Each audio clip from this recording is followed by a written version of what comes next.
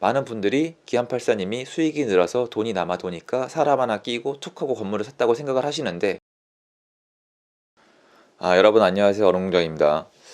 제 멤버십을 시작을 했는데요. 멤버십은 주로 아무래도 라이브를 통해서 약간 정보를 전달해 드리고 미니 특강을 준비한다던가 좀 소통의 시간을 갖는 게 제일 좀 일단 좋지 않을까라고 생각을 하고요. 그리고 영상 중에서도 대중한테 얘기하기에는 너무 제 주관적이거나 조금 약간 이펙트나 좀 강도가 있다는 영상은 또 지금처럼 멤버십 전용으로 올리도록 계획을 잡고 있습니다. 그동안 저랑 약간 코드가 맞고 저에 대해서 조금 이렇게 뭐 좋은 느낌을 받으신 분들은 지금 밑에 구독 버튼 옆에 가입 버튼이 있거든요. 눌러서 한번 보시면은 참고사항이 될 것 같습니다. 예, 여러분 오늘은 기안84님 건물에 대해서 얘기를 해보고 싶은데요. TV에 나왔었죠. 기안84님이 이제 건물을 매수를 하셨는데 그 석촌동에 있죠. 대지가 한 100평이 좀 넘고요. 매수 가격은 평당 한 4,500, 한 46억 원 되고, 그리고 지금 시세는 제가 파악해 봤을 때 한 평당 한 5,500에서 한 6,000 정도의 매도가 가능하지 않을까. 한 10억 원에서 20억 원 사이가 상승을 한 거죠. 많은 분들이 물어보세요. 이게 잘한 투자냐 아니면 못한 투자냐. 근데 저는 좀 기준이 달라요. 저는 항상 기회비용을 보거든요. 결국 우리가 하는 건 현금을 실물 자산으로 바꿔놓는 거기 때문에 기회비용을 따져야 돼요. 내가 A를 택했을 때 그리고 B를 택했을 때 결과가 어떻게 다를 수가 있는지 아셔야 되는데, 물론 지금 봤을 때는 올랐죠. 많은 분들이 자산 가치가 올라가면은 무조건 잘한 투자라고 생각을 하시는데 그건 아주 일반적인 생각이고, 기안84님이 제가 봤을 때는 20억 원 안팎의 현금을 들여서 산 걸로 파악을 하고 있어요. 대출을 일으키셨는데 수수료도 들어가야 되고 세금도 내야 되거든요. 그런데 이 경우에 생각해야 될 점이 좀 더 있죠. 그러니까 현금 20억 원을 들여서 당연히 나중에 대출 이자도 내야 돼요. 근데 거기 또 월세가 조금은 나오니까 20억 원을 들여서 지금 10억 원 정도가 올랐다고 쳐봐요. 아주 보수적으로 더 올랐다고 볼 수도 있지만 리모델링도 전이에요. 20억을 넣고 나중에 10억 원의 수익이 나는 것과 20억 원을 넣고 나중에 20억의 수익이 나는 게 두 개가 있다면 어느 걸 해야 되죠? 그죠? 20억 원을 넣고 20억의 수익이 나는 걸 하는 게 좋죠. 왜냐면 10억보다 20억이 더 크잖아요. 이런 기회비용이 존재하는데 동일 시점에서 만약에 아파트나 다른 상품에 투자했다면 더 많이 남을 수도 있었다는 거예요. 제 말은 이제 경제적인 측면에서. 물론 가치관이 달라요. 상품도 다르고 앞으로 1년, 2년, 3년이 지날수록 이 차이는 뭐 더 달라질 거예요.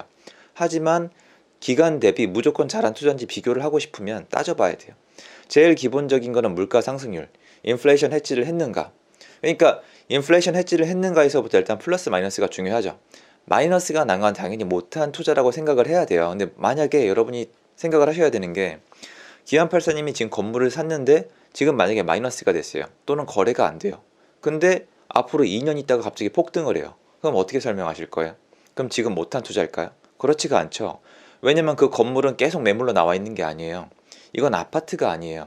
그래서 건물 투자를 잘 했는지 못했는지는 이 사람이 얼마의 돈으로, 그리고 어떤 돈으로, 어떤 돈이란 무슨 뜻이냐면 이 사람이 이 돈을 가지고 얼마나 오랫동안 버틸 수 있는가를 봐야 돼요. 예를 들어서 20억이란 현금을 넣고 이게 1년 후에 필요한 사람이 있고, 이게 세월아 내월아 기다릴 수 있는 사람이 있어요. 근데 기다릴 수 있는 사람이 훨씬 더 건전하고 강한 돈이라고 할 수 있겠죠. 그러니까 이 사람이 어떤 마인드로, 마인드가 중요하죠. 얼마나 오래 기다릴 수 있을지 봐야 되니까. 어떤 마인드로 얼마의 어떤 돈을 들여서 얼마나 기다릴지를 보셔야지 잘한 투자인지 못한 투자인지 알 수가 있어요. 석촌동에 예를 들어서 큰 호재가 있는데 지금 만약에 주춤해요. 그래서 기안84님이 산 다음에 지금 만약에 매가가 떨어졌어요. 그럼 의미가 없는데 1, 2년 후에 그 호재가 갑자기 나오면서 갑자기 폭등을 할 수도 있거든요. 그럼 잘한 투자가 되는 거기 때문에 그 사람이 지금 투자를 잘 했네 못했네는 본인밖에 몰라요. 왜냐면 지금 안 팔면 장땡이니까. 그리고 그 매물은 작년에 사셨잖아요. 한 1년 정도 됐는데 그때밖에 살 수가 없었어요, 사실은. 왜냐면 매물이 아파트처럼 계속 나오는 게 아니거든요. 그러니까 결론적으로 이게 잘했는지 못했는지는 나중에 가봐야 알고 본인밖에 모르는 거예요. 결론적으로 지금은 올랐다는 생각이 드니까 잘했다고 되죠. 하지만 여러분 아시겠지만 아파트가 아닌 이상 그 건물이 지금 팔릴지 안 팔릴지는 몰라요. 리모델링을 하실지 안 하실지도 몰라요. 결론적으로 건물에 대한 투자는 철저하게 개인적인 싸움이기 때문에 기안84님이 건물 투자를 잘 했는지 못했는지는 지금 네이버 기사에 나오는 것처럼 판단이 안 돼요. 그렇게 하시면 여러분 나중에 건물주 못 돼요.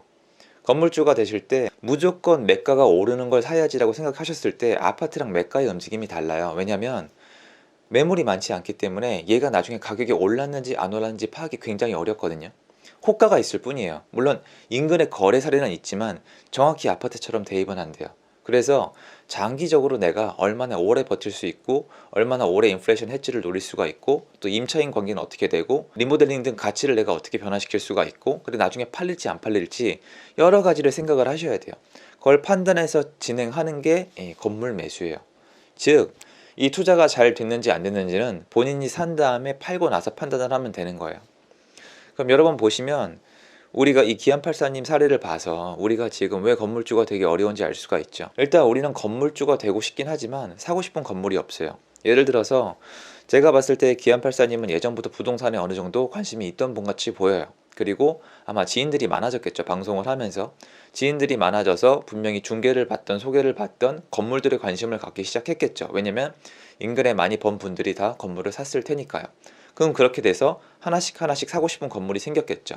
그리고 아마 제 예상에 몇 개를 놓치셨을 거예요. 좋은 걸. 놓치고 놓치다 보면 이번에 저번에 놓쳤던 건물이 가격이 오르는 걸 보고 저런 건물을 이제 놓치면 안 되겠다는 감이 왔겠죠. 그러면 선택을 해요. 근데 많은 분들이 이건 제 뇌피셜일 뿐이지만 많은 분들이 기안84님이 수익이 늘어서 돈이 남아 도니까 사람 하나 끼고 툭 하고 건물을 샀다고 생각을 하시는데 제 주변에 그런 분 없어요. 건물 사시는 분 중에 아무 생각 없이 막 사시는 분들 없어요. 경험이 있으신 분들은 촉으로 사기 때문에 결정이 빨리 하니까 되게 대충 하는 것처럼 보일 수도 있지만 아니에요. 신중하고 평소에 건물이 갖고 싶었고 그 와중에 갖고 싶었던 건물을 놓쳐보고 그 다음에 놓쳤던 건물을 다시 한번 찾음으로써 매수를 결정을 해요. 그래서 남들이 이게 올랐다 내렸다 해도 흔들리질 않아요.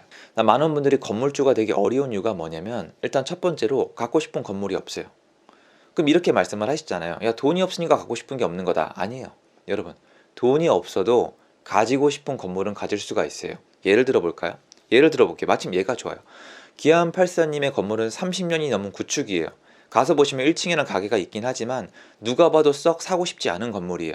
리모델링을 하면 되게 좋을 위치에 아주 잘 샀다고 저는 생각을 해요. 그런데 이 건물이 얼마가 들어가죠? 대출을 알아보신 분들은 알겠지만 18억 원 이상의 돈이 필요가 해요. 하지만 대출이 더 잘 나왔을 때는 이 이하의 돈으로 가능했어요. 그럼 첫 번째로 내 목표는 뭐가 돼야 돼요?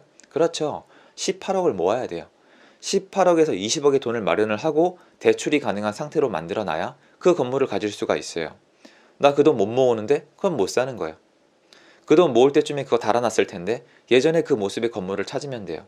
이렇든 저렇든 내가 사고 싶은 건물이 있을 때 목표가 좀 더 명확해지고 내가 그 돈을 모을 이유가 생기고 실제로 모을 수도 있어요. 근데 많은 분들이 반대로 해요. 아, 돈 좀 많아지면 건물부터 사야지. 잘 안 이루어져요. 왜냐면 돈을 벌 수 있는 목표가 없잖아요. 돈을 쓰실 거 아니에요. 18억에서 20억의 돈을 모으면 내가 꿈에 그리던 저 건물을 살 수 있다. 나도 건물주가 될 수 있다는 꿈을 꾸면 그 돈을 악착같이 모으시겠죠. 그리고 모으시는 기간 동안 빌딩에 대해서 건물에 대해서 공부를 하시거나 관련된 사람들과 친해지면 어떻게 친해지냐고요? 거기 인근부동산 맨날 가세요. 옛날에 그 양 뭐뭐 선생님처럼 맨날 부동산에 가서 친해진 다음에 매물 가격을 딱 파악을 해놓으세요. 그리고 대출이 잘 나오는 시절이 또 돌아와요. 요새 샀으니까 대출이 그거밖에 안 나오지 예전 같으면 훨씬 더 많이 나와요. 예전에 경매로 샀으면 8, 90% 나왔습니다. 시기마다 달라요. 평소에 내가 관심을 갖고 그 돈을 모으다가 시기가 앞당겨질 수도 있고 밀릴 수도 있는 거예요. 하지만 내가 갖고 싶은 건물을 파악하는 게 1순위예요. 연예인들이 건물 샀다 그러면 와, 아니면 저 나쁜 놈 욕심쟁이 하지 마시고 저 건물 나도 갖고 싶다. 현금이 얼마가 들지? 저 돈을 모아 봐야겠다. 아니면 저거보다 돈이 좀 적게 드는 건 없나? 이렇게 파악을 해보시고 그 결과가 나오잖아요. 잘했다 못했다 올랐다 내렸다. 그러면 내린 건물은 갖고 싶은 건물에서 지우세요. 이렇게 해나가면은 여러분이 실질적으로 건물주가 될 수 있는 훨씬 더 현실적인 방안이라고 저는 생각을 하는데 많은 분들이 그냥 건물주 되고 싶다. 이거랑 똑같아요. 엄마 저 공부 열심히 해서 대학 갈게요. 어느 대학 갈 건데요? 여러분 이거 비교를 해보세요. A, 엄마 저 공부 열심히 할게요. 걱정하지 마세요. 공부 열심히 서울대 갈게요. 이거랑 B, 엄마 제가 지금 수학은 좀 부족하지만 최대한 채워 넣어서 이번에 건국대 무슨 과 한번 목표로 해서 해보겠습니다. 둘 중에 누가 더 좋은 대학을 갈까요? B가 갑니다. B는 건국대 이상을 갈 확률이 높아요. 해보신 분들은 알 거예요. A는 대학 가기가 조금 어려울 수도 있어요. 애들한테 뭐라고 하지 마시고 우리부터 제대로 했으면 좋겠습니다. 그래서 기안84님의 산 건물에 어떤 제 의견 그리고 여러분들이 그걸 통해서 실제로 배울 수 있는 점이 뭔지 좀 정리를 해봤습니다. 도움됐으면 좋겠고요. 좋은 하루 되세요. 감사합니다.